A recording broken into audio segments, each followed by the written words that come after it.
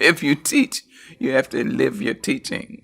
You can't say, you do not as I do, but do as I say. No. You have to say, I'm doing my best to live what I teach. I have a painting by Phoebe of a group that she calls Sister Suki's Funeral. And all the women, there are about 9 women, and they all look like women in my grandmother's prayer meeting group. So whenever I'm obliged to do something, I take that painting and I look at that painting. There's an empty chair. And I think, now what would Grandma do? What would she say? I can almost hear her voice say, now, sister, you know what's right. Just do right. You don't really have to ask anybody. The truth is, right may not be expedient. It may not be profitable, but it will satisfy your soul. It brings you the kind of protection that bodyguards can't give you. Try to be all you can be, to be the best human being you can be. Try to be that in your church, in your temple. Try to be that in your classroom. Do it because it is right to do. You see, people will know you, and they will add their prayers to your life. They'll wish you well. I think if your name is mentioned and people say, oh, hell, oh, damn, I think you're doing something wrong. But if your name is mentioned and people say, oh, she's so sweet, he's so nice, oh, I love, oh, God bless her. There you are. So try to live your life in a way that you will not regret years of useless virtue and inertia and timidity. Take up the battle. Take it up. It's yours. This is your life. This is your world. I'll be leaving it long before you under the ordinary set of circumstances. You make your own choices. You can decide life isn't worth living. And that would be the worst thing you can do. How do you know? So far. Try it. See. So pick it up. Pick up the battle and make it a better world. Just where you are. Yes. And it can be better, and it must be better. But it is up to us. When you see them on the freeway hitching rides, with their dogs and their guitars by their sides, you need to ask, what's all the lying and the dying and the beating and the cheating all about? Take time out. When you see him with the band around his head and an army surplus bunk that makes his bed, you need to ask, what's all the bleeding and the kneading, the lying and the spying all about? Take time out.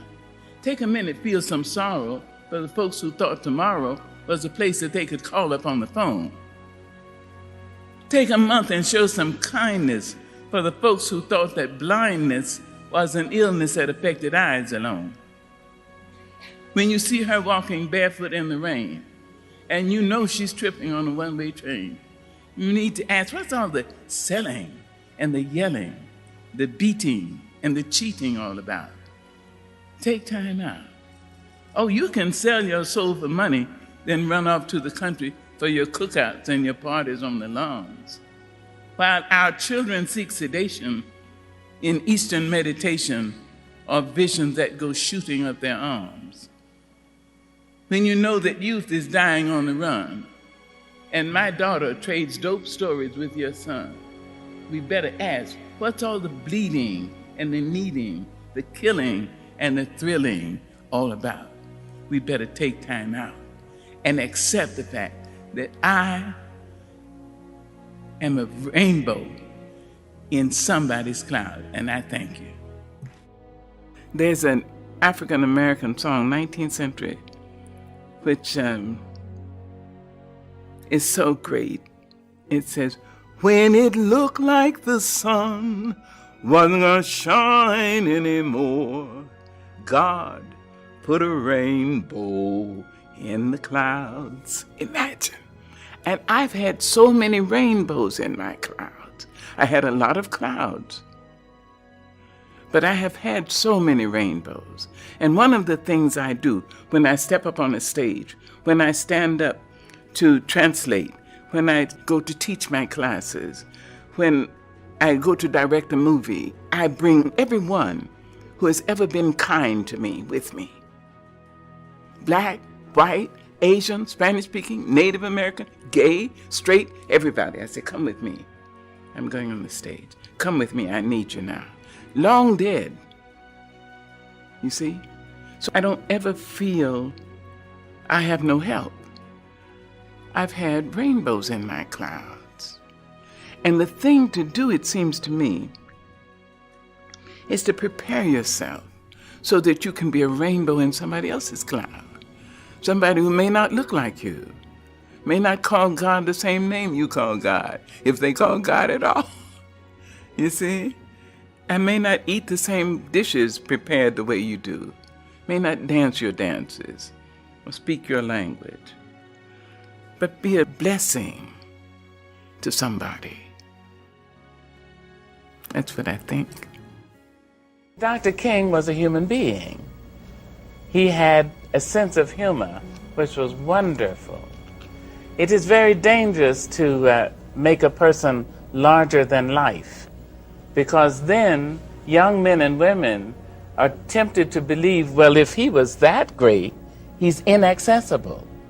And I can never try to be that, or emulate that, or achieve that.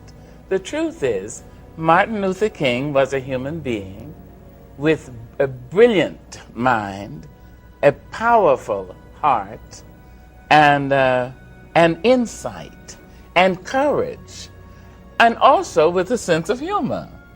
So he was accessible. I mentioned courage, and I would like to say something else about that, finding courage in the leaders and in you who will become leaders. Courage is the most important of all the virtues, because without courage, you can't practice any other virtue consistently. You see? You can't be consistently kind or fair or humane or generous, not without courage, because if you don't have it, sooner or later you'll stop and say, the threat is too much, the difficulty is too high, the challenge is too great. So I would like to say that Dr. King, while we know from all the publicity that he was brilliant and he was powerful, he was passionate and right, he was also a funny man. And that's nice to know.